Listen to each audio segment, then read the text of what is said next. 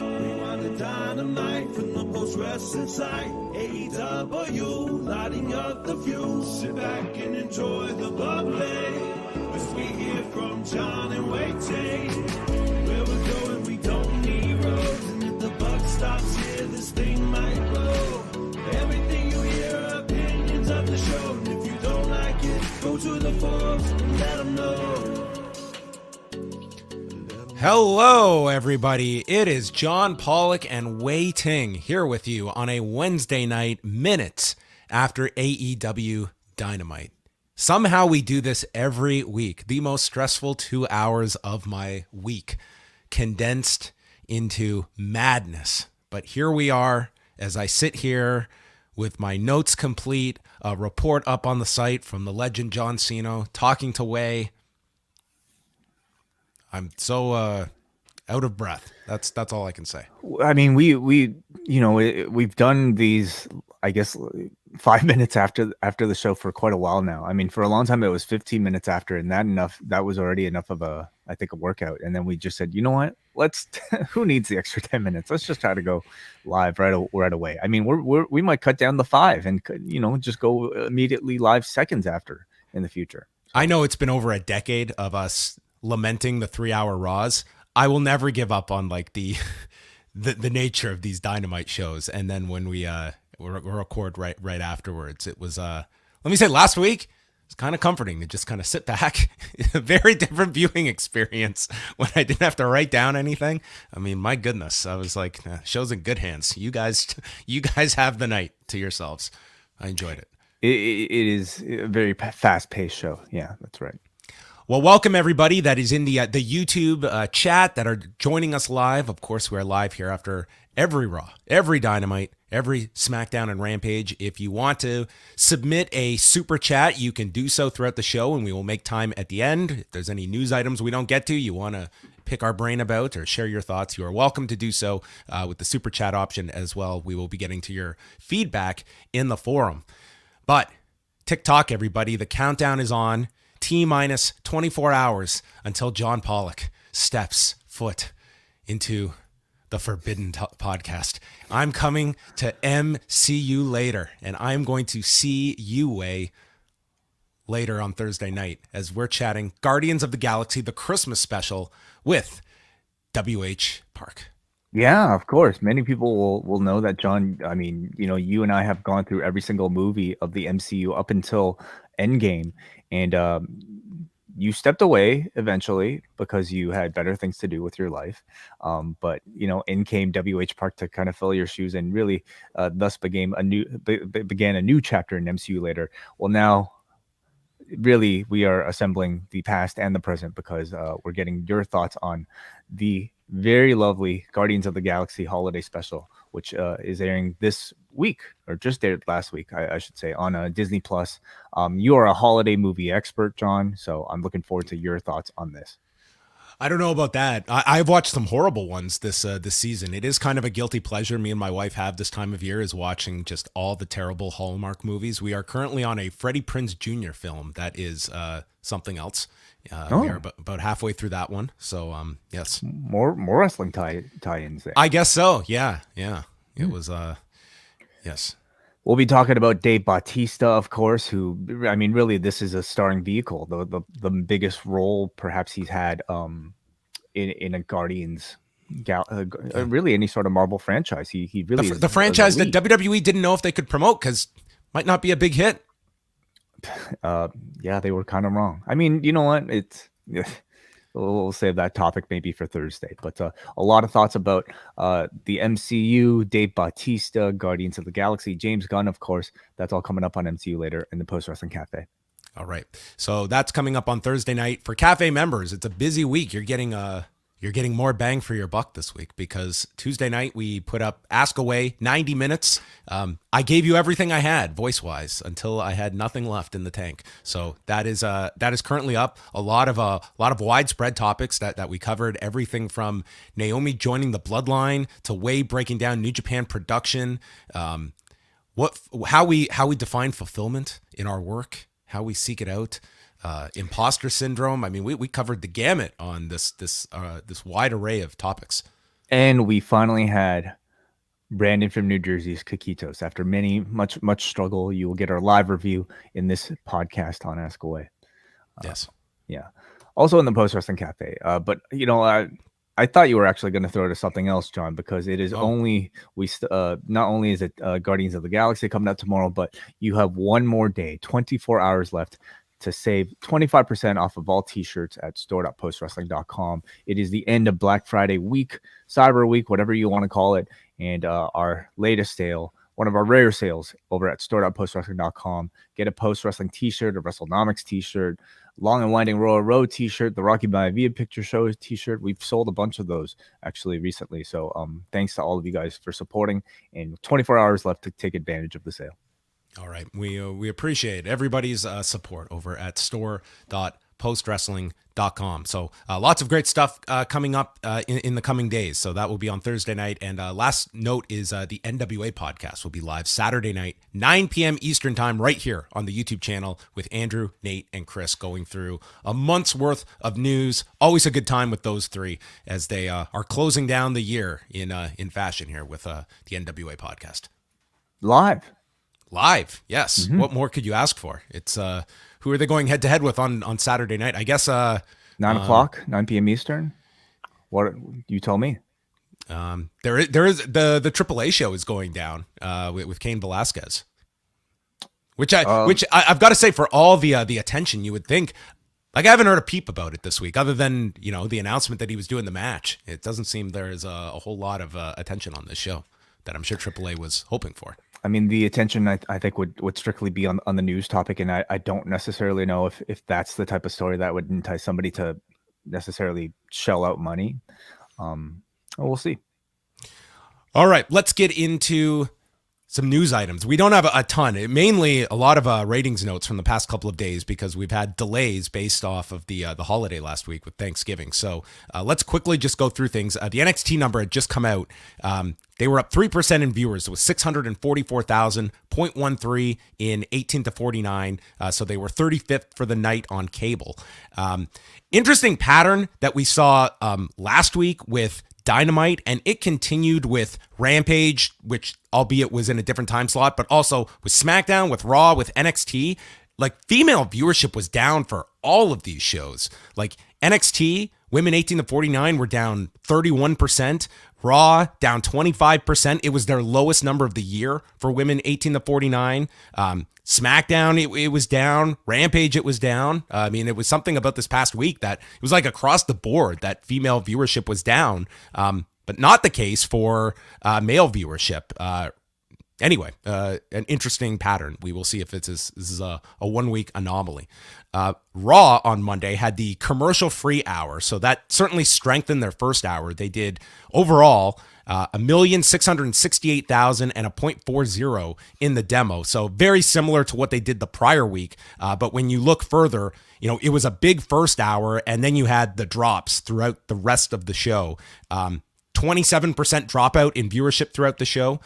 The first hour was the most watched hour of Raw since Monday Night Football came back. So that did work. But then there was the larger than usual drop throughout the show. People had their fix for the hour, and then it was big declines throughout the rest. But as I mentioned, I believe they backloaded the commercials. It seemed to be an excessive amount of commercials to sort of even things out. And they also did this gimmick on NXT on Tuesday night where they were doing limited commercials and like picture in picture. But again, it's hard from if you're watching in Canada because we don't get Sportsnet doesn't provide the picture in picture content, so we're relying on Vic Joseph pitching to the picture in picture. But it seemed they were doing the limited amounts on Tuesday night as well. But again, male viewership was very good for Raw, but it was like women 18 to 49 were down 25% this week, down 26% in 18 to 34. So some big drop-offs there, but overall, it was still Raw's highest viewership since October 17th with overall viewership. And then SmackDown did 2,166,000 viewers and a 0.54. This was on Friday night show, which started 10 minutes late due to the Pac-10 or the Pac-12 coverage on Fox. So they were going up against, get this way, football on ABC, college basketball, and they lost out narrowly to How the Grinch Stole Christmas. Ooh, wow. Yeah. Yes. That's a juggernaut every year. I mean, you can bring back Becky Lynch all you want, but you're going up against the Grinch. Good luck. Okay. Rampage. This is our last one to go through.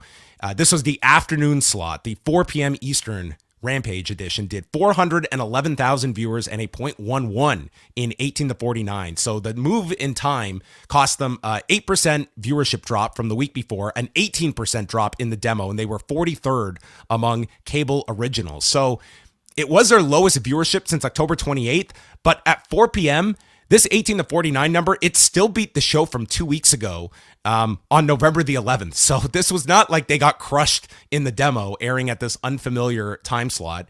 But again, it was like all audiences were down, but it was more pronounced with women across the key demos than it was men. And they had several college football games that they were going against, as well as college basketball. But I'm not going to lie. I know this would not be great, but when Excalibur was bringing up the Dynamite DAZN Battle Royal, he started it off by saying, and a programming note. And immediately my head just went to, please tell me Rampage is early this week. Please put Rampage at 4 p.m. I would be a happy camper every week. I loved 4 p.m., but back to 10 this Friday, and we will go through that lineup later. So I know that is a lot of numbers and data, but that is our catch up. This is what happens when holidays occur away and Showbuzz Daily gets backed up, and then we just get a deluge here of numbers.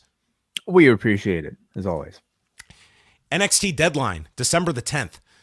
We should mention here at Post Wrestling, December 10th, it is going to be a 3-way dance happening that day. So we are going to have Braden and Davey covering Deadline with a show. I will be doing UFC 282 the next day with Eric Marcotte, but also coming out Saturday next week for patrons, Wai Ting will be teaming up with Kate from Montreal for a Final Battle post-show. So 3 big events going on that same Saturday night, and we will have shows for all 3 of them that weekend. Oh yeah, we're splitting up and we're dividing and conquering, and you'll get plenty of coverage for everything, including from our friends at Up Next, now known as Poison Rana. That is right. The rebranding has begun, so you can tune into them. Yeah, and just a note on that too. I guess I can announce this, but they'll be actually streaming that post-show NXT Deadline live on youtube.com/postwrestling. So we'll be getting a lot more from those guys. We'll let them announce it maybe on their shows in a bit more detail, but a lot more to come from Poison Rana.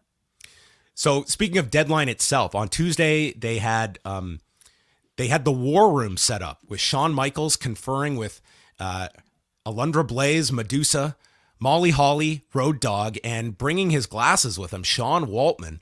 And these are some entertaining segments, I will say, as they went down the pros and cons of the potential candidates for the Iron Survivor Challenge matches. And when the announcement was finally made, the men's match will feature Carmelo Hayes, JD McDonough, Grayson Waller, Joe Gacy, and then they will do a wild card triple threat next week with Von Wagner, Andre Chase, and Axiom to determine the 3rd spot. But it was fun to hear them break down these performers and who passes the airport test way.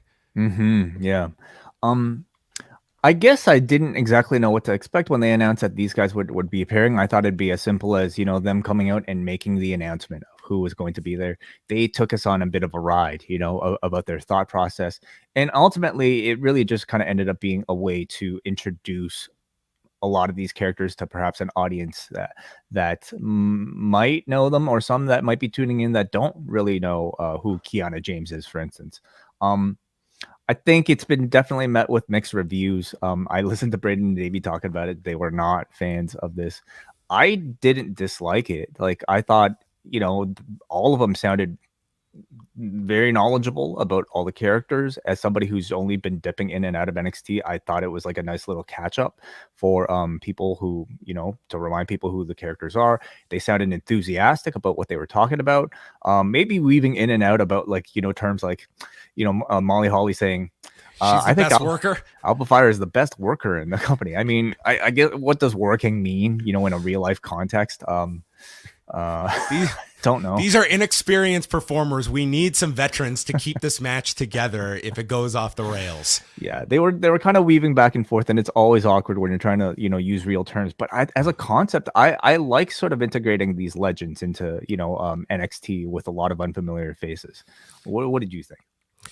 Yeah, I mean, I didn't have like a strong opinion either way. It was an odd mix of four people that I just could not imagine hanging out together in any other setting but this one with a camera on them. But it was, to your point, it's the worst is when you bring in the names from the past and it's like the focus becomes like the current talent feel like they're just totally nothing in comparison. And here it was like they were brought in to put a spotlight on all of these talents and they could all speak coherently about who, like they are all familiar with these talents. It's not, I don't know anything about this guy or this woman. It was like they all came in and it gave the feel like they all follow this product. They all follow who these people are and have an interest in it. So I thought it was a different way to go about it and was fine.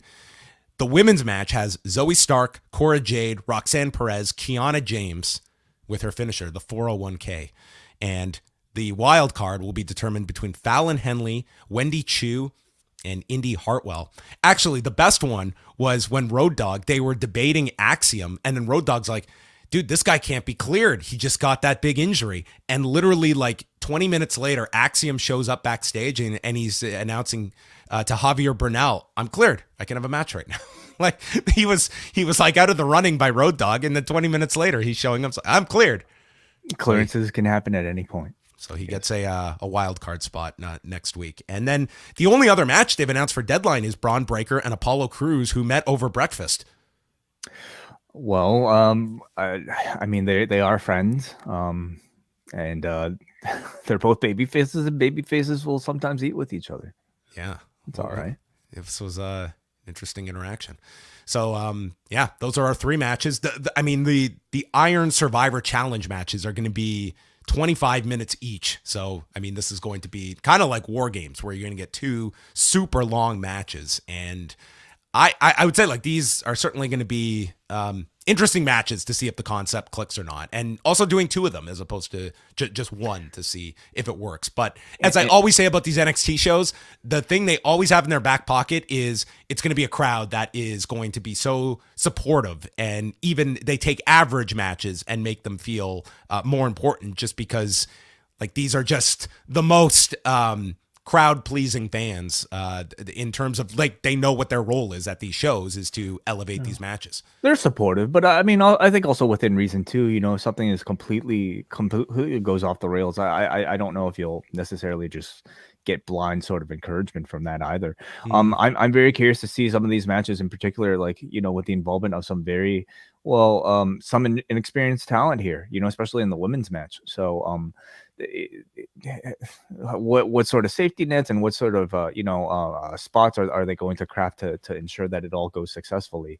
It's a big it's a bigger risk to me than War Games is, because it's a brand new concept that hasn't necessarily been shown to an audience before.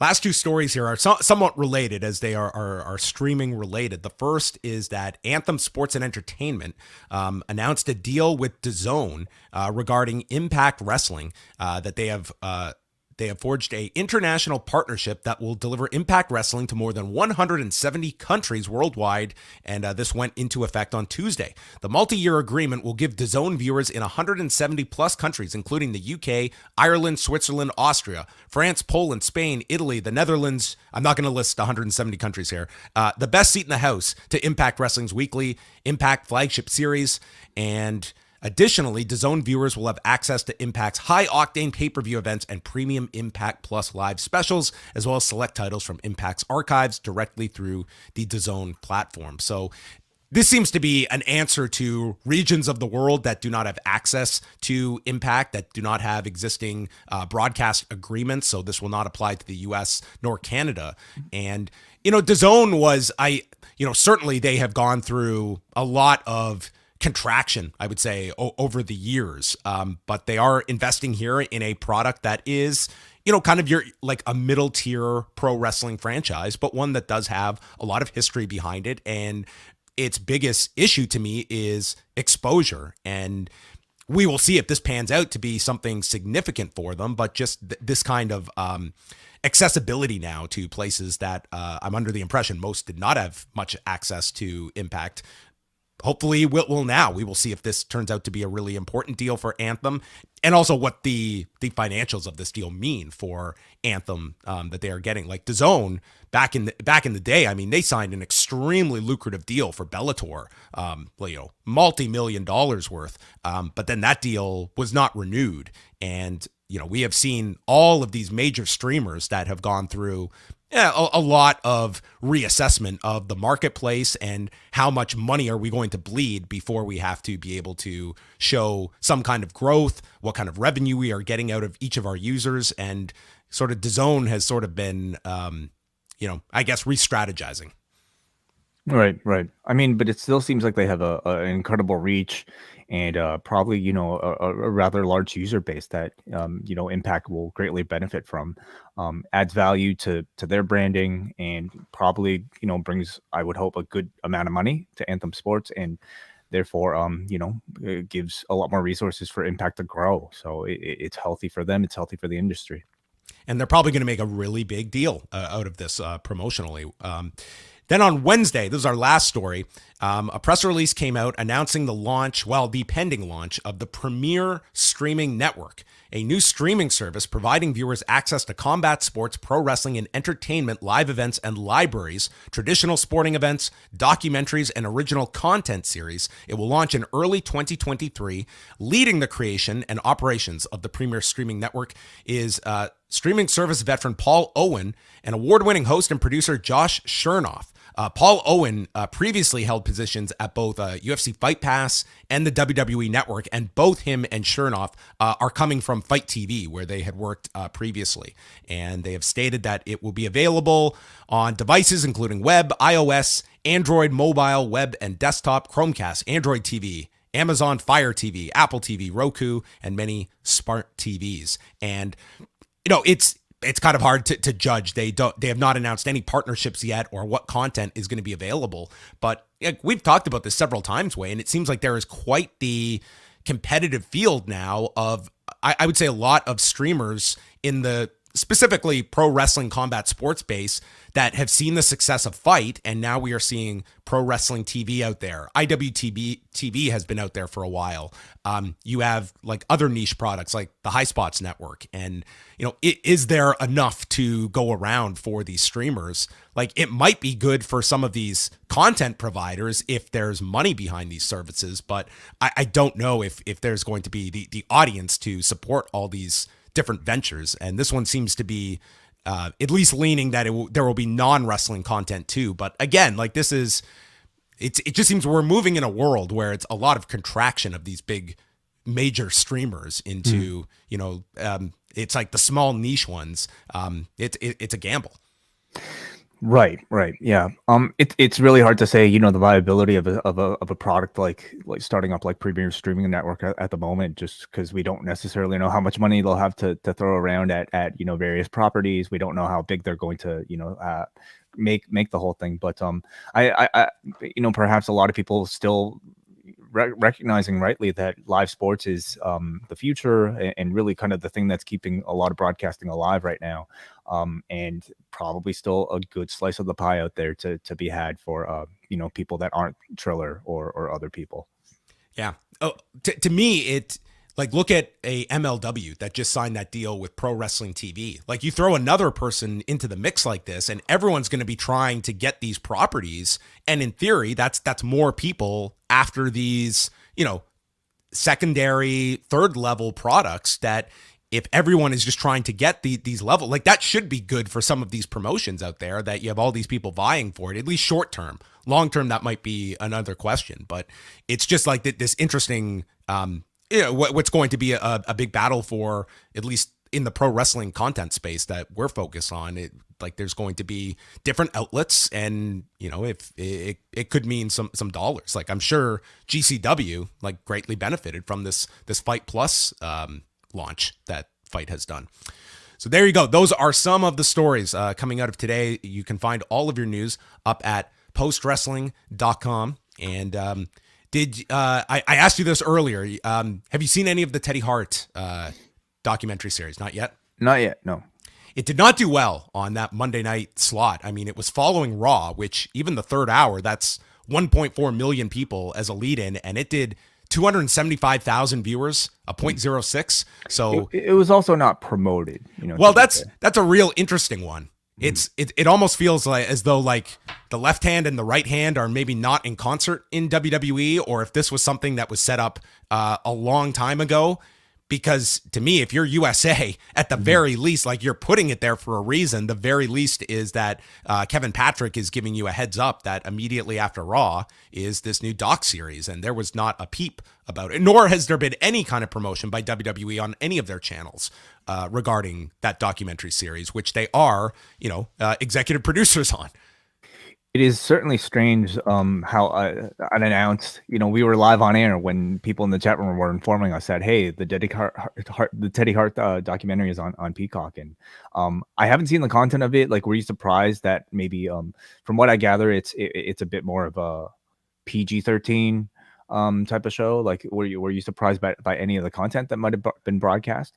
I mean, there's nudity, but it's censored. It's like there's some very disturbing footage. I mean, Teddy Hart's getting like very visibly upset with a girlfriend right on camera. That's, it's very uncomfortable. And the content is certainly, it's not a series that I watched that I would imagine WWE would want to attach themselves to, but they did. There's WWE footage within, but like no interviews from anybody in relation to WWE or even from Teddy's family is involved in this. I mean, I only have seen the first episode, and this kind of leads to there are the accusations of sexual assault that are out on Teddy Hart, and then he's in Texas avoiding these charges back in Canada. And the end of the first episode is the filmmaker who is essentially serving as the host of this thing, going through his footage, and sort of seems somewhat guilt-ridden about his role in all of this, while also the fact that he invested all this and couldn't stop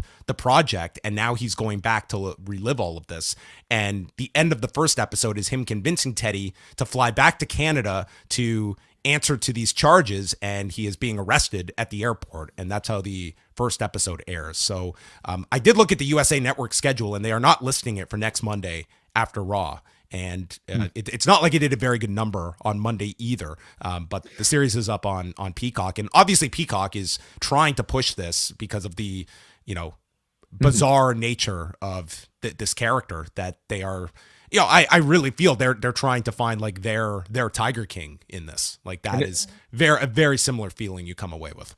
And it sounds like, from the people that have seen it, that's exactly the type of character that they've kind of found in Teddy Hart here. I'll say, I don't know if the ratings are something you necessarily look at as any sort of indicator of like how Peacock values success when it comes to this. It created a bit of buzz within at least the wrestling community, the hardcore wrestling community, coming off of a Monday. So I would say to that end, it was probably a bit more successful than the lack of attention it probably received prior to. All right, let's get into Dynamite tonight from the Indiana Farmers Coliseum in Indianapolis, Indiana. Starting off the show is Jon Moxley, and he makes his way to the ring and noted his history wrestling in this area early in his career, and that there are 3 certainties in life: death, taxes, and Jon Moxley. And no one can outwork, out-hustle, out-bleed, or out-fight him. Who would want to have a bleeding contest? I bet I could bleed more than you, John. All right, it's on. It sounds like a match he probably would have had at GCW. An out-bleed match. Yes. Plenty in GCW, I'm sure that would. You win, John. I'm passing out. He says he is still at the top of the food chain, and there is no one in the back or in this building with the balls to come tell me any differently. And with that, the man with the balls, Hangman Page, comes out. And Excalibur explains he is here at the building to get checked up on. He has not been cleared yet. And Moxley asks Hangman, "Are you sure you want to do this after what happened last time? Or do you not remember what happened?" And a great line from Moxley, and Hangman decks him. They have the first of several pull-aparts on this show. And they have Hangman up the ramp, and Moxley runs after him, and he's so like he's running and he slips off the side and then just gets right back into it, going after Hangman before they are separated. So a wild brawl here, and then they would have another one later in the show. So it would appear that they are going to go back to this match. This is probably Moxley's next big match on television. I thought the man was going to go fishing. I mean, either he's just lost interest, or it was a very quick trip. So it seems like Jon Moxley is going to stay very active here in AEW. He doesn't seem like the vacation type. No, he seems like he looks at work and maybe bleeding, having a bleed off with a wrestler. You picture this guy at an all-inclusive? I can't imagine. I think he'd be bored out of his Mai Tais. You know what I mean? He'd be bored out of his mind sitting on the beach for more than 10 minutes. Very good pull apart here from these two, picking things up right off from their last interaction. We're owed a finish, a proper finish between these two, and I'm glad we're going right back to it. I think Paige at this point kind of comes in with renewed focus. He went into that Moxley title challenge really just kind of as another person for Moxley to take down before, heading into the pay-per-view with MJF. But coming off of injury and coming off, I would say a lot more babyface support right now, I could see him beating Moxley this time around, maybe a bit more upside to Hangman Page title or babyface run again right now. And you've laid the foundation that Moxley's world with the BCC is all in chaos. He is coming off this devastating loss, the betrayal of a mentor. He's ripe for to be susceptible to a loss to Hangman Page. So I think you could certainly go there and explore that story further. The Dynamite Diamond Ring Battle Royal will take place next week. They explained that the last 3 years, MJF has won it each year, and the participants announced are Matt Hardy, Jungle Boy, Dalton Castle, Sean Dean, Brian Cage, and Ethan Page. And then later, Ricky Starks adds his name to the mix as well.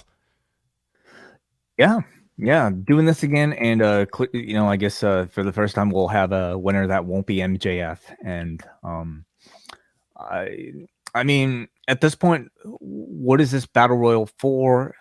Except for, I guess, a weapon that people can use. It's a point of prestige, I suppose. It's a trophy. Like, it doesn't have any sort of title match attachment to it, is there? No, I don't think so. It's a spotlight, for sort of an up and coming guy, somebody who's next in line. So, any prediction so far? Sean Dean wins it. You think? Okay, he'll finally get his bookends his year with a count-out victory over MJF, and then it takes his ring at the end of it. Well, he has a chance. That would be quite the way to get to Sean Dean. Yeah. Dax Harwood against Bryan Danielson is our first match on the show. The bell rings and the crowd is chanting, "This is awesome." So they are very much into this. I thought overall it was a pretty good crowd in Indianapolis that we had on Wednesday night. So as is the case of every Danielson matches, his goal is what's going to be the most painful way to put my shirt on later tonight. So they just chop each other to death in this match. Danielson sends Dax over the guardrail with a tope. Back to more chops from Dax, and then the rolling Germans hits a pile driver for a 2 count. Both their chests are just completely red. Dax then is seated on the top, and Danielson drops elbows, goes for the back suplex off the top, and Dax reverses in midair, and then Danielson rolls over on top. Then they have their lariat battle where neither will go down. They keep throwing and throwing. Finally, they go down. Then they get up, they go to more lariats, and they collapse on each other. Danielson rotates off the German, landing on his feet, and then the Busaiku gets caught by Dax into a slingshot powerbomb. Dax goes to the sharpshooter, and Taz brings up how Dax is grabbing Danielson's knee pad for leverage, which would be illegal in an MMA fight. You can't be using that. So it was a nice little detail from Taz. And then he gets out of that. They trade small packages, and from there, Danielson transitions to the label lock in the center of the ring, and Dax has to tap in 14 minutes and 47 seconds. I thought it was an excellent match. Certainly lived up to the expectations that I think people had of a very good technical battle between these two. Both guys, aren't necessarily known for being like flashy wrestlers, but they're both incredibly solid, to the point where you would consider that to be flashy. I think Dax continues to drive up like great matches in this singles run that he's been having. So much so that they were promoting this as like a dream match, with these posters, billing it as first time ever. And it's crazy to think that, a year ago he was just another tag team wrestler. I mean, a great tag team wrestler, but now they're making it the Dax Harwood singles match an attraction, which is very impressive. And they're perfect for TV because, FTR, I think as an act, they're champions, of course, but as an act, they feel almost like protected for something like a pay-per-view. Whereas these sort of very attractive, very curiosity-piquing singles matches with Dax Harwood are kind of perfect for TV. So he did great here. They're building wins for Bryan. I think pretty obviously trying to set him up for a title challenge coming up. They're building a lot up for Danielson. Yeah. Yeah. I thought the match was great. Really great start to the show. People had high expectations for this. I thought it was met, and I really love when you kind of kick off with like this style of a match that really gets things going. So yeah, it was a very strong match from those two. And then they shook hands afterwards. Dax goes to leave as if he's going to big time him, but then turns around and he gives Danielson a hug. Shivani interviews Ricky Starks. This is where he is entering the Battle Royal because he's going to go after everything that MJF has, and he's coming for his spot. He is absolute. So they've only got 2 weeks to build this one up. Ricky Starks certainly does feel like he is the next challenger, and that's what he feels like.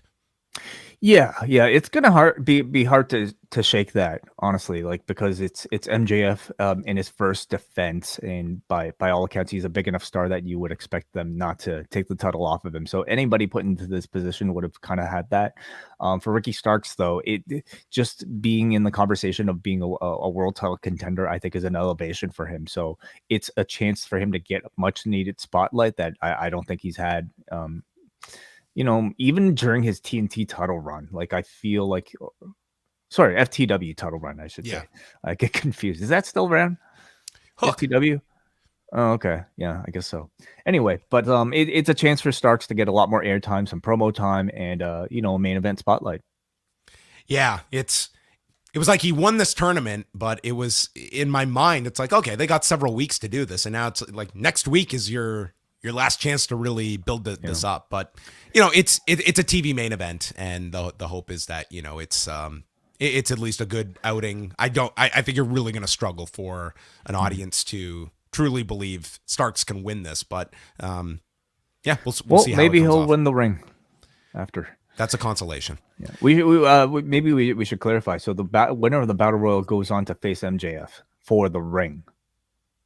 Oh, they fight MJF for the ring. Yeah. Okay. So you got to win the Battle Royal, and then So what did MJF do last year? He just won the Battle Royal, and I think wasn't there a final two? Wasn't that the awkwardness of like having the Battle Royal end up being the final two, and then he had the match with the other person later on? Yeah. That seems to be how it went. Okay. Yeah.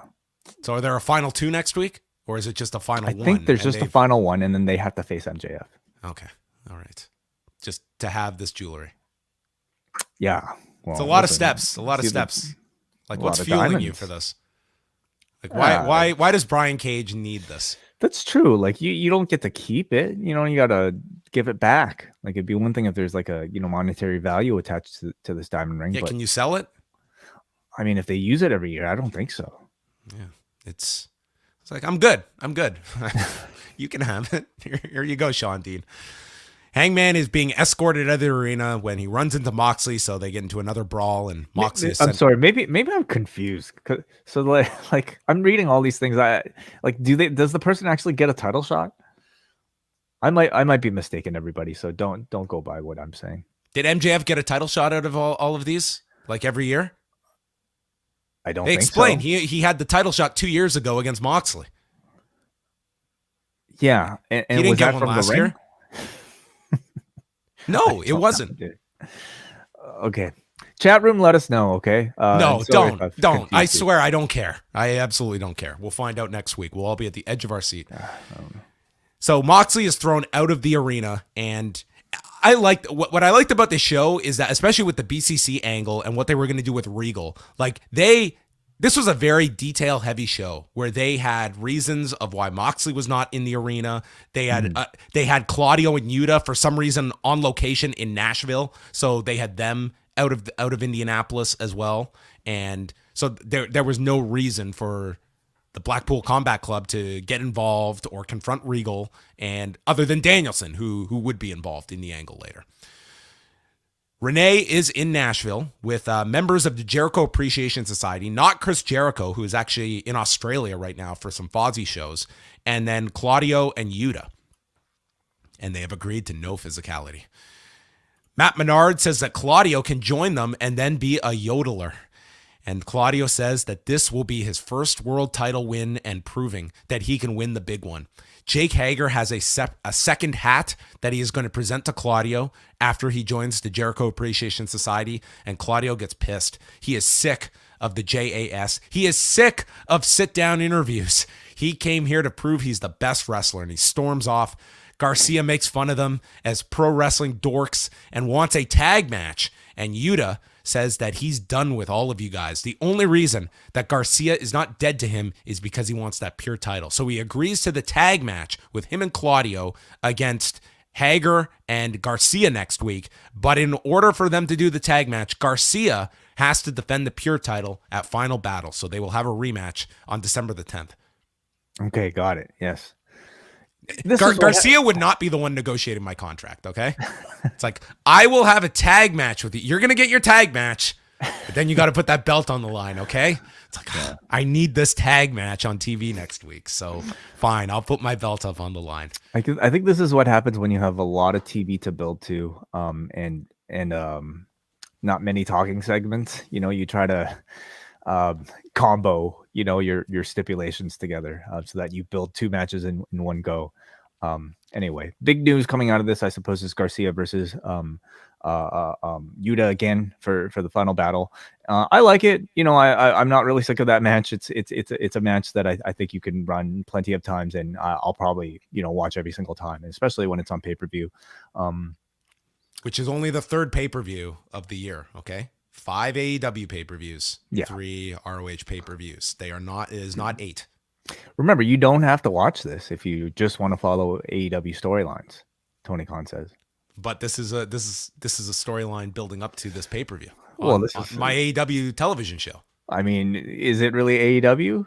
I feel like it's May of 1992, and I'm watching WWF Superstars, but I'm being told about the WBF coming up on June 13th in Long Beach, California, after every single ad break by Vince McMahon. Yeah, of course, it's ridiculous. Like, you know, what am I supposed to do every time Chris Jericho comes on screen in Dynamite? You know, am I supposed to just kind of ignore it? Separate company. Yeah, like, he's got his way of thinking.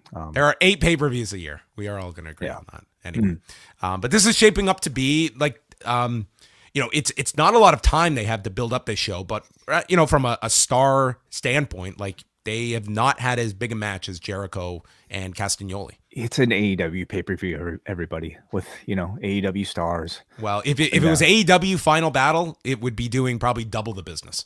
Yeah, but the long game is to try to sell ROH, or at least sell ROH content. I meant Samoa Joe against the now signed AR Fox.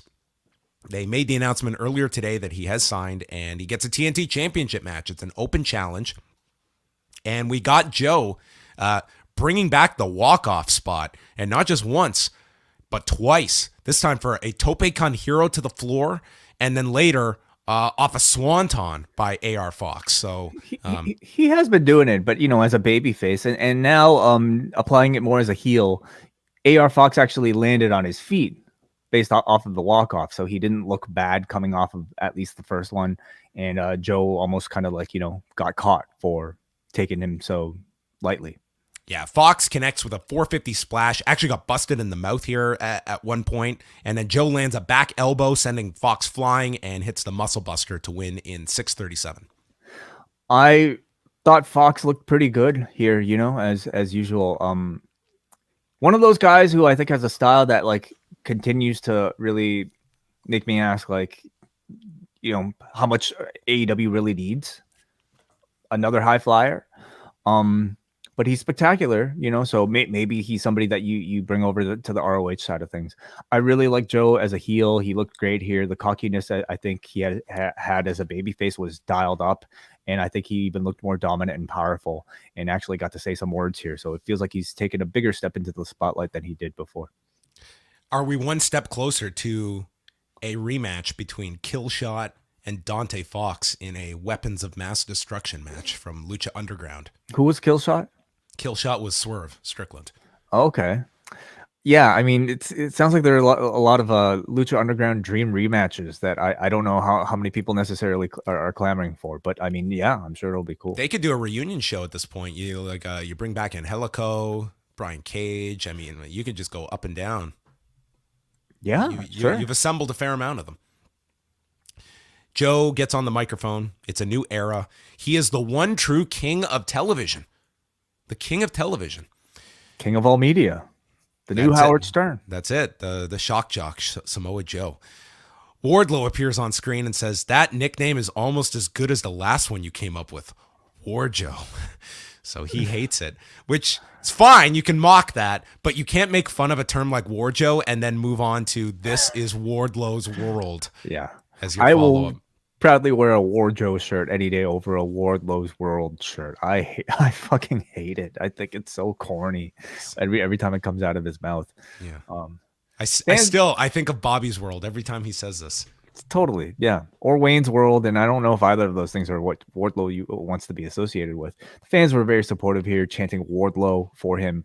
I think, coming off of Joe, coming off of a lot of the great promos on the show, you still see the deficiency in Wardlow's ability to speak on the microphone. Not to say he shouldn't be speaking on the microphone, because he needs the experience, of course, but he hasn't reached that level of confidence and smoothness on the mic that I think you would expect from a monster like his character.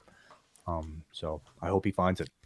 So they're taping Rampage right after Dynamite, so maybe they set something up on Friday, but I was expecting Joe to set up his program for Final Battle, because we're just like, we got next week and then that's it. You're into the pay-per-view. And so you don't think this is it? Well, I just thought they would make it more clear if it was. I just can't see anybody else but Wardlow at this point. There was another Powerhouse Hobbs feature where he's in the streets of Oakland. He had been bullied and beaten up, but it made him tougher, and he's going to make everyone feel his hurt and his pain. These look great. Like they're so well produced. They look like movies, and just I think by being in them, Hobbs feels like a bigger deal because the production is so slick. Then there was like a Taz technique. A Mark Lehman breakdown, from the old UFC pay-per-views here, where Taz broke down Hook escaping the Border City stretch and submitting Lee Moriarty last week with Red Rum. Yeah, I mean, he only does these sort of technique things for Hook these days. I mean, didn't he used to do them for a few people? But fine.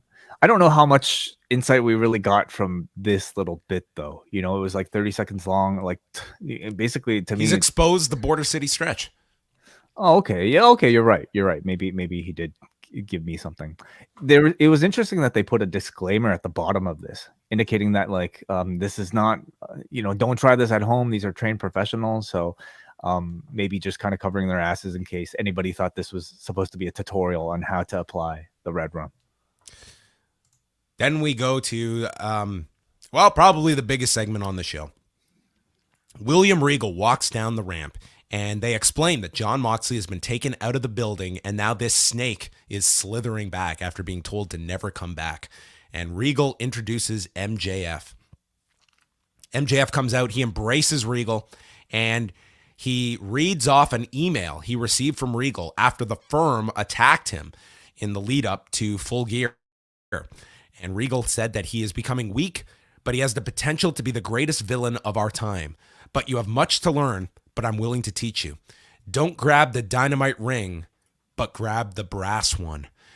And so they met behind closed doors, and he admits that Regal is a genius and told him to use the brass knuckles because this will leave Jon Moxley with an emotional scar so he never forgets the day he was outsmarted by MJF. And in regards to the Firm, in not so many words, he basically said, I'm moving on from the Firm. He said, I kind of respect them. They saw a weakness in me and attacked. I would have done the same thing. And chasing after someone like Ethan Page would require effort. And effort is for poors like you. I think that's as much explanation as we're going to get for the firm. It felt like we are going to address it, and that's it. I'm not going through all these guys. Yeah, I feel like the end cap on the firm thing probably came from Stokely Hathaway via his interview in the news this week. I really feel for this group. Like, it's a tale of two worlds of like what they were. Well, I mean, Stokely indicated as much, that they were going to be programmed with CM Punk. And, they had tons of plans. And it seems that, with the loss of Punk and all the changes that, they essentially just became, lost in the shuffle. And here they are. They're not attached to MJF. It's, we barely even see the group as a whole together anymore. And it just feels they're on retainer. They come together when they need, I guess. Yeah. So, I mean, they just feel like they are somewhat in no man's land. Like, Ethan Page is in a decent spot, but, as a group, I think it's fallen way short, and for obvious reasons. Like, it's just plans changed and they were in a backseat role. I think MJF certainly needed to address it in this segment. I just don't think coming off of it, I wonder if there was a better way, to leave this story, because they just kind of come off of it feeling like total afterthoughts. And I mean, I guess they got the better of MJF, but for somebody like Ethan Page to be not worth his time, I don't know. I'm not sure. I wonder if there was a better way. Yeah, I mean, you could certainly maybe second guess like the beatdown of MJF, whereas if they didn't do the whole fracturing of MJF and the firm, it's sort of like MJF, the first promo was, you're not always going to see these guys with me. It's only when I absolutely need them. That, by placing them against each other, it's like you can't even have like some secret alliance or anything like that. It was sort of kind of draw your line in the sand, and it's, here's the bigger heel against the minimal heels, and it just puts the firm in a position where they're sort of just afterthoughts. It was all done to, try to sell this MJF. Is MJF a babyface type of storyline? You can argue whether or not it was worth it. I will say that they would be perfect right now for MJF as sort of like a backing group that occasionally shows up to do his dirty work. But they've broken those ties.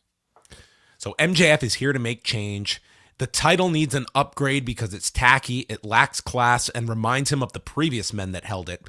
And they're all talented in their own way, but none are on his level. So he tosses the belt down, calling it garbage. And Regal reveals the new championship belt design with a Burberry pattern on the strap. And it is now the big Burberry belt, the 3B, the triple B. Triple B, yeah. Tony Schiavone was awesome reacting to this. He was gagging and disgusted at him desecrating their championship belt. I mean, he was just appalled by this. I mean, it's absolutely hideous, but I think absolutely perfect. I'm sure there are more than a couple people who paid like, I don't know, $400 for one of those replica belts, who were probably quite nervous about what the reveal was going to be underneath, thinking that, is their championship now. Those same people are going to pay $600 for this one. Fear not, this just appears to be, a temporary custom belt for the MJF reign, and I think I like it. They've done that for the TNT Championship. Why not for the championship, the heavyweight championship whenever it's appropriate? And it's a great heat getting type of thing, similar in vein to the wood belt for Bryan Danielson, which was awesome. This is great too. I love stuff like this. And then he kind of laid out what felt like 6 months of programs. He called Eddie Kingston a fake tough guy who will never be a world champion. Another fake tough guy is Ricky Starks, who he thinks is a fake star. But the worst of the worst is a fake wrestler like Bryan Danielson, and said that he, compared to me, couldn't wrestle out of a paper bag. I'm going to be champion for a long time, all the way until the bidding war of 2024, and I'm going to use this title as a bargaining chip to get the best contract in history. I just hope the right con foots the bill, and I'm not talking about Tony, but jolly old Saint Nick and my boy Trips. Now, also, after he insulted Danielson, he did go over to Regal and said, I know you tried to teach him, but some people just can't be taught. So he is sick of looking at grotesque wrestling fans, so maybe when his contract's up, he'll go to Hollywood. The fans are fickle.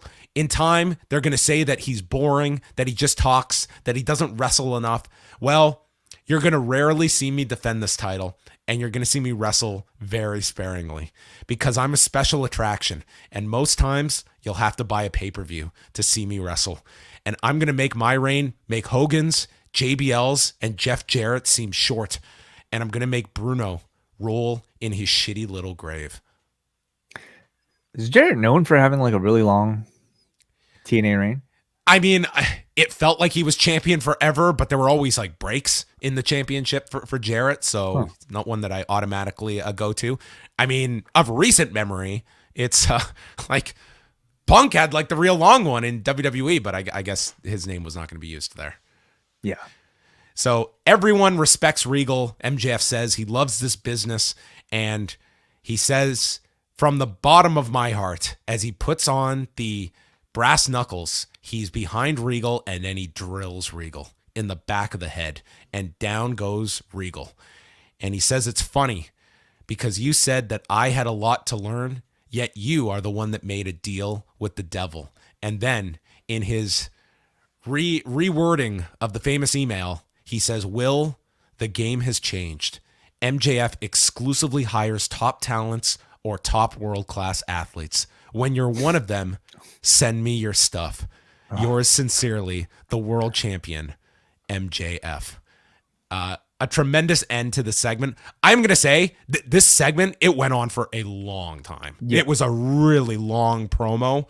And I thought like midway through, I was like, this is not one of his finer works. It was just, it was dragging, but no one is going to remember that. It is going to be a very significant angle at the end here. The announcers treated this as though this is not part of the show. Regal has these real health issues that have been documented, and he is just out cold. And then Danielson runs down, and the idea is like he was coming from the shower or the trainer's room, so he's got one boot on and one boot off, which it's a little thing, but I really appreciate that level of like why he wasn't out sooner. And he's like finding out about this and running down, and it's as though like last week was the angle portion, but this is real, and that ended the segment. And you know, last week, I know there were people who viewed that and they're questioning what is the future for Regal. This one felt much more like a write-off than last week in terms of like, here's a guy without a country. He's burned both sides, and this is like this debilitating attack that at the very least we shouldn't see him for a long, long time. Yeah, absolutely. Yeah. It's a bit weird, isn't it? Like with whatever's out there for him right now. So Dave Meltzer did say that the contract he has is for 3 years. Well, that's what Regal had stated, that it was 3 years. Okay. So I mean, if you're going by that, then you know if he's leaving, then he has to be let out of his deal. Which you know up until now, you know Tony Khan has kind of put his foot down on requests to get out. But you know like this angle. I would just say, like, if he's coming back, even if it's with Danielson, it's like, it's really diluted once he's turned on the Blackpool Combat Club to almost reverse course. Like, this felt like an end to this character. It feels at least like, you know, an absence for a considerable amount of time. And then maybe with enough time, maybe he can, you know, redeem himself somehow to the Blackpool Combat Club and ask for forgiveness. But for the time being, it seems like we're not going to have William Regal on our TVs on either side of things, and that surprised me here. You know, the fact that I think you had that breakup with MJF so soon after he turned, and not giving this, and maybe just the idea that it would put sympathy on Regal, but you know, coming out of that pay-per-view and the loss, like you could have done like Moxley takes this guy out, and that's I mean, this is why I think it's so brilliant. You're using Regal here to build up to Danielson challenging Max. I think this was the better play. Like by the end of this, Danielson feels like the big match. Yeah. And you have two of them in Moxley and Danielson. And after this segment, I mean, you've thrown out, like you have the Starks, that's a TV program. Kingston should be somewhere down the road. Like he was very clearly brought up with links to these guys. And then, like Danielson, like you have that show in Seattle. Like that's a pretty big match for Seattle. I think when is Revolution? March. Okay, that's pretty far. I don't know if they'll make it that far, but I mean, it feels like it's something that might be like better. Like it's good enough for a pay-per-view. So I don't know if they can carry it on for that long, but like Danielson's the strongest challenger I think you have right now because it's a fresh match. Danielson hasn't really been in a title situation. I feel it in a long time, at least on pay-per-view, ever. So I think it's a good direction, and I think they've done a great job of laying the foundation here. Last week, when you had Moxley and Danielson kind of get into it over William Regal, I thought they might have been setting something up between Moxley and Danielson, but it turns out it was just all groundwork for Danielson versus MJF. I thought all of that was done really well. I agree with you. I thought maybe this segment, I rarely feel like MJF segments drag, but I kind of felt that way because I sense we're getting a lot of like generic kind of like heel, bravado rather than like it was a really long time to go as well. Like it was like he went uninterrupted for over 10 minutes. Yeah. But I love the belt reveal. I think when he started, getting into his future opponents and Danielson specifically, that was great. And then the turn I thought really clinched it and made this to me one of a really memorable segment by the end. Like this one segment has sort of like set up like months of stuff like that you draw from those 10, 12 minutes as well. So like overall, I really did enjoy this by the end. I really love the angle with Regal, with what they've done with Danielson, how they handled the Blackpool Combat Club. Like this was a really well thought out angle. And I agree with you. Like this, like if you are in fact writing off Regal, like you did it in a way here that, you got like what's the best you can get is more heat on your top heel and Danielson having a reason to fight for this guy. And he gave, that compelling performance last week talking about how Regal was able to salvage a relationship with Danielson's father. Yeah. I thought Danielson was awesome last week. Totally. And it was like the crowd he almost had to overcome who were like, they were chanting like bullshit and stuff. And, I just thought Danielson was tremendous in that segment. And this was a great, chapter 2. I think, we can look back now and ask if they wanted to get into this final direction here with MJF versus Danielson over William Regal getting attacked. Did Regal need to turn? And obviously, I think to round out this story, the answer is absolutely yes, because it ended so well with, MJF delivering the same lines Regal gave to him via that email here. But also, without that turn on Moxley, we wouldn't have had reason to see how much Danielson loves Regal to protect him, even when he turned on the group. That's how much he cares about this guy. Even when he betrays his faction, he's willing to defend him. I think last week did a great job of showing how much, Danielson loves Regal, and that perfectly set up the sympathy for the attack here. So he was taken out on the stretcher. They replayed it afterwards. I mean, for all the times like AEW, it's like on to the next thing. They did try to put a lot of focus on this, and he's loaded into the ambulance. Danielson leaves with him, and then the announcers are they're very somber, but the show must go on. And with that, Ricky Starks is out to annihilate Ari Daivari. But first, Stokely Hathaway and Ethan Page come out along with Matt Hardy. So the idea here is that Matt Hardy is defying the orders of Stokely and Ethan Page, but now Ethan has told him that they are not going to take out any punishment on Matt Hardy. Instead, it will be Private Party that are punished, that Matt Hardy has great affinity for. So they are putting pressure on Matt Hardy through what they could do to ruin Private Party's career. We were presented with this like great, serious segment. A man, getting betrayed by a new person that through years of, unintentional motivation has finally accepted him and then thrown him away. And then we get this contract bullshit with Matt Hardy. Like, I thought we were done with this. This is like the longest running stupid thing I think they're managing to keep up for some reason. I'm just not a fan. And like forcefully kind of shoving it into this as a reminder for us. I just didn't see the point. Well, Ethan Page is telling Matt that you will help me win the Battle Royal next week. And then Page is calling his shot, and he will beat MJF after he's done with Starks at Winter is Coming. Yeah. And then Daivari attacks, is hit with a spear and Rochambeau, and Starks wins in 26 seconds. Yeah, really just a backdrop for that promo from Page to, I guess, continue a program with Starks, heading into the Battle Royal and then maybe coming out of it as well. Putting some spotlight on Starks, as we mentioned, in his run up to the title challenge. Yeah, fine. They need a big week next week with Ricky Starks to do something. He needs a big promo, significant. Because all the attention is just, this week it's on Danielson versus MJF, which is perfectly fine, but Starks needs to put the attention on him. Shivani is with Jamie Hayter, Baker, and Rebel, and they mentioned that Saraya will be having an interview with Renee on Rampage.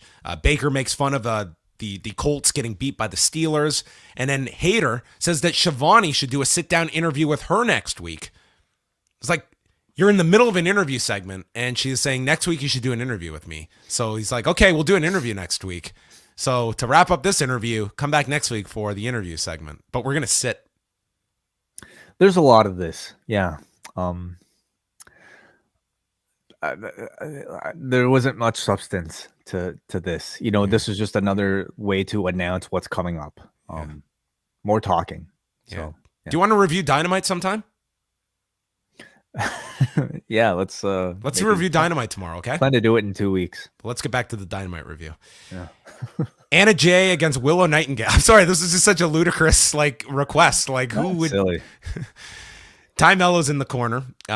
Dude, Willow Nightingale without fail. Doesn't matter where they go. These crowds just get into her, and this crowd lifted this match up. They were really into Willow Nightingale in this. Anna Jay controlled her through the picture-in-picture, but then she hits a gory bomb for a 2. The crowd is chanting Willow, which I think was designed for her and not for Jeff Hardy to return as a character from Omega. The Queen Slayer gets broken, and then Willow slams her to the mat. The Doctor Bomb is stopped when Ty Mello gets on the apron, and then Jay tries a rolling leg cradle, lariat counter by Willow, and hits the Doctor Bomb. 7.5 minutes, strong reaction to the win, and I just think more so it was the crowd really into Willow Nightingale. Right, yeah. As always, for what was a cold match on the show. Well, that's the thing. I don't know how much Willow Nightingale is ever really promoted on this show. Maybe the occasional promo, maybe the occasional multi-woman match, but beyond that, she's way exceeded, I think, her push in terms of crowd reaction, even from the get-go. Something is just incredibly intangible about her that makes her an incredibly strong babyface. But I thought the match itself, I actually quite enjoyed too. I was actually impressed by both of them here. Willow, I feel like was already at a pretty high level, but I thought her work here looked especially strong and hard hitting. And she finally got a win on TV in a singles capacity. So I hope it means something significant for her. Maybe at Final Battle, maybe somewhere else. I was also impressed by Anna Jay too. I thought she could, continue to show improvement every single time she's out there in ring. Yeah, it was a fight. It was a fine match, and a crowd that got into it. That sometimes you can see these matches that it's just cold going in, and the audience is kind of checked out. That was not the case here. But the angle occurred after the match when Ruby Soho's music hits and Ty Mello is ready for her in the ring, but she shows up from behind. She's back from her broken nose, sustained at All Out, and big reaction here. The crowd is chanting "Welcome Home" as Ruby is from nearby, and she hits Destination Unknown to Ty Mello on the ramp. And did not realize that she was from nearby. That kind of made it pretty perfect, didn't it? Great reaction for her tonight. Yeah, so she is back, and I guess we'll do a match with Ty Mello at a date to be determined. So several returns on this show with Hangman and Ruby Soho. Picking up off of the, of course, the injury from that brutal match. Oh God, that she had with her and Sammy Guevara. Yeah. I remember watching that on the pre-show. I'm like, wow, this is going to be the worst moment of All Out. Oh man, was it that long ago? Jeez. Yeah. So I'm sure they'll reference a lot of those spots, and hopefully this time, no one gets injured. But it's the right program to go back to. Jade Cargill is coming out with the baddies. Red Velvet and Layla Gray. No Kira Hogan after she was fired. And Jade says she made the baddies. She decides who stays and who goes. And I got rid of the trash last week. So she brings up, why were you two hanging with her this past weekend? And they just kind of stand there. There's like no context added here. Like they must have Instagrammed something. And was this some sort of explanation? I guess. Okay. Yeah. Maybe they were at WrestleCade or something. I don't know.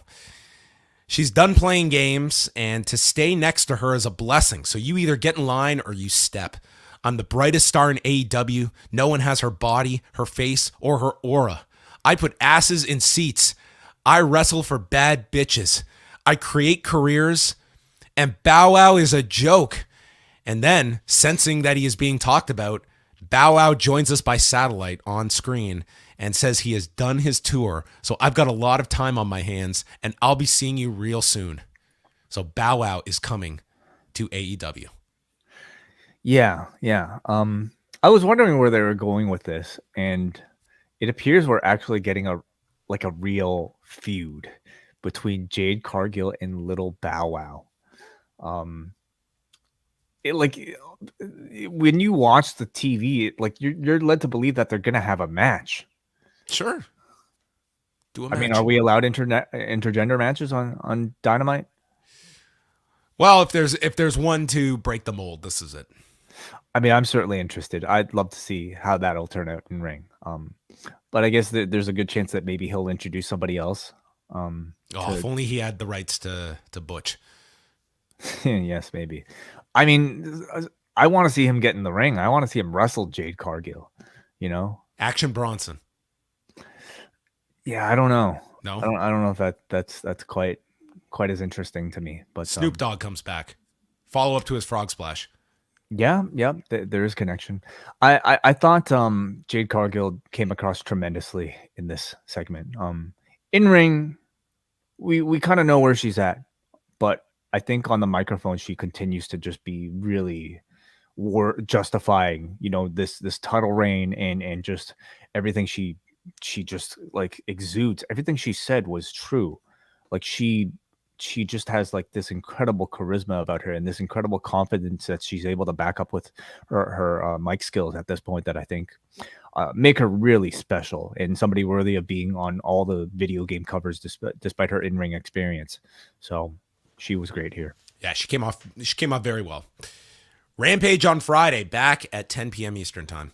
Orange Cassidy against QT Marshall for the All-Atlantic title in a lumberjack match. They did a segment earlier where QT asked for the match. Orange Cassidy said, sure. Well, I want a lumberjack match. Okay, sure. So it's made for Friday. Swerve in Our Glory will speak. Darby Allin versus Cole Carter. Renee's sit down with Saraya. And Private Party taking on Jeff Jarrett and Jay Lethal. Yeah, Jeff Jarrett match. On TV. On Rampage, that's right. Mm-hmm. Then we go to the Acclaimed, and Billy Gunn is playing the drill sergeant, asking why they don't have a match on Dynamite. And then they announced that they will give out a tag title shot on Friday against whoever the second best team is, and then they scissor. So then they state we will hear from the Acclaimed on Friday. Guess they're going to name a team, and then they'll wrestle them at a future date. That's like what I give out. They mean announce. Yeah. Okay. No, I know the wording was probably a bit confusing here. They're going to give out a tag title shot. They're not going to have the tag title match on Friday. When somebody says they're going to give out a tag title shot on such and such date, you expect the match to occur there. Maybe they'll have a certificate to hand out, and then you get to redeem it at a future date. Sure. Yeah. And then Wednesday, next week, we have the Dynamite DAZN Battle Royal. Claudio and Yuta, who got caught in a tag match with Daniel Garcia, the negotiator, and Jake Hager. And the main event of the show will be Tony Schiavone sitting down with Jamie Hayter to talk. Okay. I with look couches, lav mics on. Hmm. This is not going to be some backstage pull apart. This is going to be a long sit down. Well, I expect a half hour, no less. Sort of like the background story has been like Britt Baker, stepping into Jamie Hayter's spotlight, even though Jamie Hayter has the championship right now. So could this be, Jamie Hayter's way of getting a one-on-one, and will Britt Baker somehow interrupt that too? Maybe Jamie Hayter will be sitting down, and then Schiavone will get kicked out, and Baker will want to do the interview. or she'll answer Okay. for Jamie Hayter In a one-on-one setting somehow. Yeah. The main event, Death Triangle against the Elite. It is match number 3. The Elite come out to Kansas, and then they go after Death Triangle on the ramp before the bell rings, and they had a lengthy brawl before this match finally began. They held Pac at the bottom of the ramp for Omega to run down with a V-trigger, but he's caught with a kick from Pac, and the Lucha Brothers follow with cutters, so they continue brawling as we go to picture-in-picture. And this picture-in-picture included Pac hitting a moonsault off the stage, Matt then delivering a high cross off the stage, and then they come back from break. They get into the ring, the bell rings, and the crowd pops for the beginning of the match. Pac and Phoenix take apron bombs. Then Penta is attacking all three, and then Matt misses Penta, taking out referee Rick Knox. Alex Abrahantes passes the hammer over to Penta, and after hitting a tope con hero to the three of them, he gets the hammer. The crowd does not want to see him use this, so Phoenix takes the hammer away. He doesn't want Phoenix to use it, but Penta snatches it back. Penta is full on, listen, we've had success with this hammer. We're going to use this thing. And they argue until Omega nails Phoenix with the B trigger and then one to Penta as well. We see super kicks from the Elite, triple dives off of the same turnbuckle by Death Triangle. And then Omega drills Pac in the mask. Pac heads-butts him back, Falcon Arrow off the top, and then we go through another picture-in-picture. Nick and Phoenix were in for their tremendous chemistry. Nick and Matt catch him. The Meltzer driver gets stopped. This is at the point where I was... welcome back to Dynamite reviews for me. And then more bang for your buck is hit. Penta makes the save, and we get the foot stomp into the Fear Factor. Phoenix just dives into the abyss where it's like the hard camera is on him and he just flies off the side. And it's almost like worth it that they don't catch it, where your mind is like, how the hell did he land? So he's off into the distance. And then there's a brain buster to Matt, kicks out, and then the black arrow is set up by Pac. Matt gets up his knees and cradles Pac, and they win in 12 minutes and 17 seconds. So the Elite are on the board as Death Triangle has a 2-1 lead. They are off next week and then come back for match number 4 at Winter is Coming. And we got a goodbye and good night from Kenny Omega. Yeah, with like, I don't know if he was just trying to burn the rest of this, like the minutes on the show, but he didn't have a whole lot of time to deliver any sort of real message. So it was nice, to hear the Elite close the show off again. This was another crazy match, as you would expect, I think, from these two. They started things off a little bit differently with all the outside interaction and stunts on the ramp. So it's trying to keep things fresh in that sense. I think back in the ring, it was, much the same, and spectacular. So, if you enjoyed the other two, I don't know if this would have made you kind of tired of it yet. I wonder how much more people can kind of stand with it, but I think the break will help. We had a continuation of the Hammer story. It was introduced but never used in the match itself, though Phoenix was, visibly upset with the other two afterwards for considering it. Yeah. I mean, I'm not going to get tired of this, but I can see having a week off, it will make you anticipate the next one that much more. And it's going to be tough to do 7, different matches as well. It's pretty tough, but no negative chance for the Elite at all. This was a babyface reaction for them. So it wasn't like a carryover from last week. There were really no chance that were, out of the ordinary in this one. Yeah. Not at all, and I didn't really expect them. So the show, I thought it was bookended by 2 very, very strong matches and a big angle in the middle of it with MJF and William Regal. So I thought it was a strong episode overall with those 3 elements attached to them. I like the handling of Moxley and Hangman on the show as well, and sort of that. I'm really into this Blackpool Combat Club kind of disarray that they are involved in. My favorite stuff on the show was everything to do with Danielson and Regal, and the seeds that they're already sowing for Danielson versus MJF. My anticipation for that one escalated a whole lot more after tonight.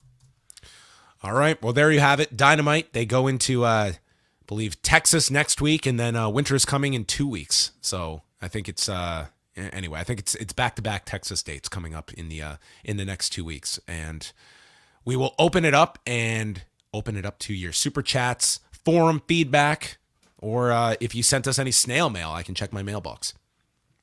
Okay, you can go and look right now, John. But for now, I will go to forum.postwrestling.com for some of your feedback. Start things off with MJ from NJ, who says, as I sat in my Elite jersey tonight on the edge of my seat for Game 3, there was a little too much pomp and circumstance from the Elite coming out of the locker room down 0-2. But you know what they say, series don't start until the home team loses. They should lean into the MJF reigns of terror. It's cute. Cowboy shit made Dynamite feel like Dynamite again. You know what else did? No ROH. What's up with Hulu Live shadow banning AEW Dynamite? Couldn't get it to come up without searching explicitly for it. I don't know. I'm not sure. Have no thought. We don't get Hulu here. Okay, he's asking if we are considering changing the lyrics of the song that starts the show because Cody Rhodes is not on the show anymore. No, we're not. Oh, okay. He's saying, was it prophetic that where we're going, we don't need roads, but was used in the lyric because we actually don't have roads. Yeah. Yeah, it's actually more accurate now. Jacob predicted it very accurately. All right, let's keep going here. We have quite a few pieces of feedback here. Matthew, strong opener and main event. I really like the different approach to the trios match to make it different from the first two. Was it me or did it sound like no one really cared about MJF in his promo and even less cared about Jade? I thought Dominic and Rhea Ripley got more heat. Not sure, but that's how it came off to me. I definitely think no one cares about Bow Wow. What does that even lead to? It's good that there looks to be a lot lined up for MJF. As we pointed out, like the MJF promo, like it was going a long time, but I don't think anyone's going to focus on that because you got a major payoff at the end, and that was the focus of it. Yeah, I didn't sense like that quiet of or that different of a reaction for Jade Cargill. I thought she came across great to me. So maybe you had a different read, maybe others did. Let's go to Saeed from Vancouver, who says, a fun Dynamite that flew by, especially the first hour. I'm going to safely assume that the medical staff does things wrong on purpose when it's not a real injury, but I'm curious how Regal got busted open. He was like bleeding from the mouth, and I didn't know if that was supposed to be something like he had internal bleeding or if someone like I wasn't paying close attention if like one of the EMTs like knocked into him or something like that. Oh, okay. Dax Danielson was match of the night for me. I'm scared to see where this Bow Wow thing is going. Love seeing them building matches for MJF. We now have Starks, Kingston, Danielson, and the winner of the Battle Royal. Another fun main event. Anybody who thinks these six can't keep it going for 7 matches is wrong. We go to Steve. That was the best episode of Dynamite in a long time. From the amazing opener to the incredible main event. Great MJF segment. Wish it was a bigger crowd, but they were an awesome crowd. Really happy to see Ruby Soho back. She is what the women's division needs to freshen it up. 9 pre-rolls out of 10. Looking forward to MCU later tomorrow. Well, we hope we live up to expectations, Steve. Or at least I do. Thank you, Steve. Let's go to a super chat here. From the YouTube, from Matt, who sent $5. Thank you so much for the support, Matt. He says, do you think they should have put an Elite Death Triangle match on Rampage? It would be interesting to see if it would pop a rating.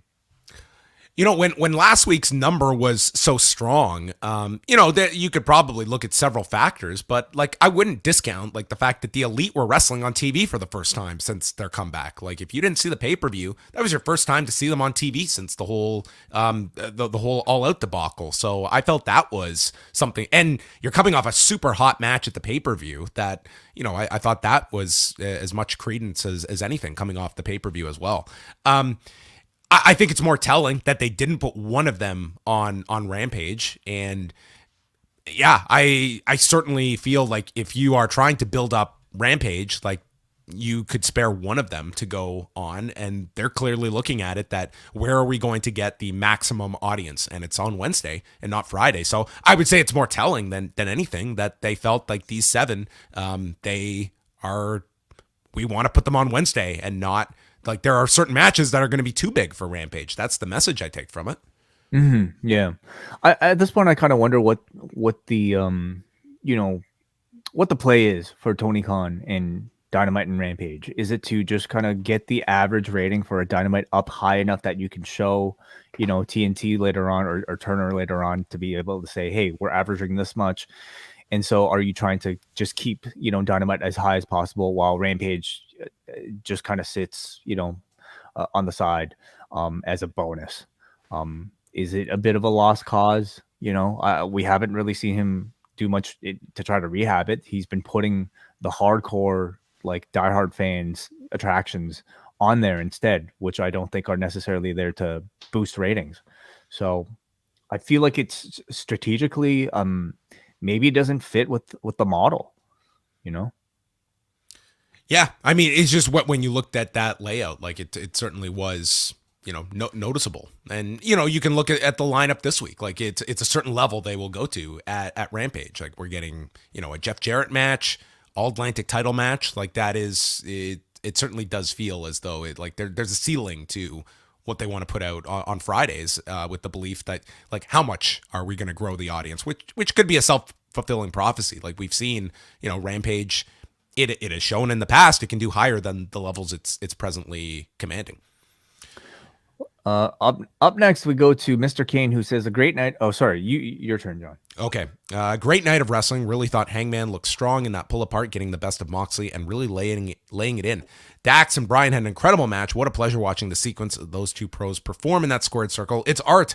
That MJF promo was long, stretching to reach that hour mark, obviously. Even after laying out Regal, a significant number of fans won't boo MJF like the heel he's made himself out to be. I think that does matter in the long run when you need a clear babyface to chase, and he's getting a mixed reaction next to MJF. The main event once again delivered, and this time more focused on the story and the wrestlers than any reference to the backstage issue, and I'm glad for it. Do you guys think Eddie Kingston gets a program with MJF next year? And do you see money in that match?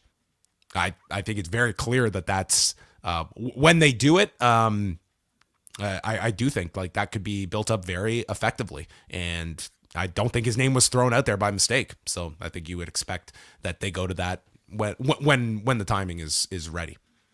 I think the promo battle will be tremendous if given the airtime. I think the fan interest and the fan interaction and the participation and atmosphere will be off the charts.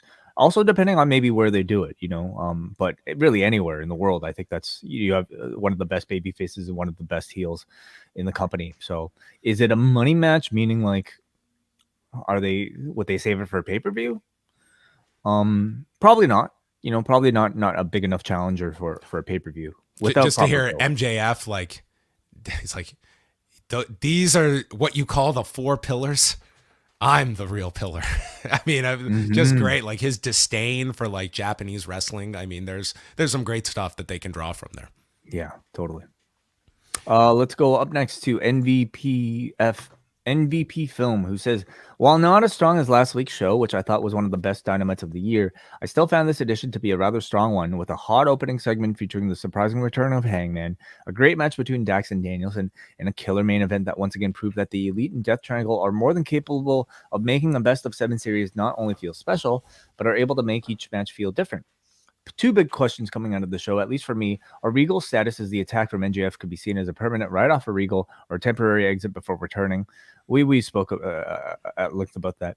And whatever is planned for Jade and Bow Wow, either him aligning with Kiera Hogan, a intergender match that nobody needs, or something else. Yeah, I don't know if a Bow Wow Kiera Hogan tandem is going to be taken all that seriously against Jade Cargill.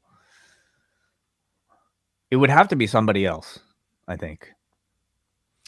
Yeah, I mean, yeah, I'm sure they have a direction for it, and hoping that the Bow Wow brings, something for Jade to work off of, that this gets some kind of, like, this is all about Jade and getting her some attention. Yeah, I'm not sensing intergender tag match. Like, I don't know. I don't think AEW and Turner are willing to go that route, maybe just yet.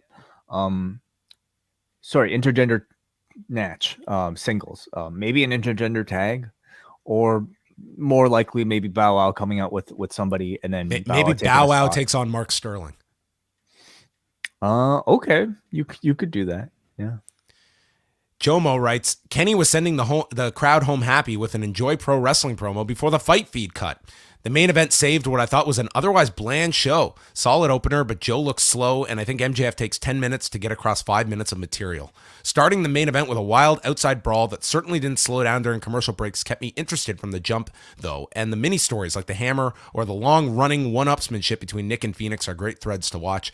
And I love the ending. Tony was putting over how difficult the mask was making things for Pac, and the way he sold those knees on the way down looked brutal, so I totally bought it as a worthy ending. Pac really sold me again here as one of the top guys in the world. On offense, selling moves, his character work, he's the best. I'm actually pumped for a week off of the series so both teams can sell the win and the loss can fire up the whole thing again for Winter is Coming. And then lastly, we got a Muggin who says, Harwood versus Danielson was my match of the night. Match 3 of Elite versus Death Triangle comes damn close.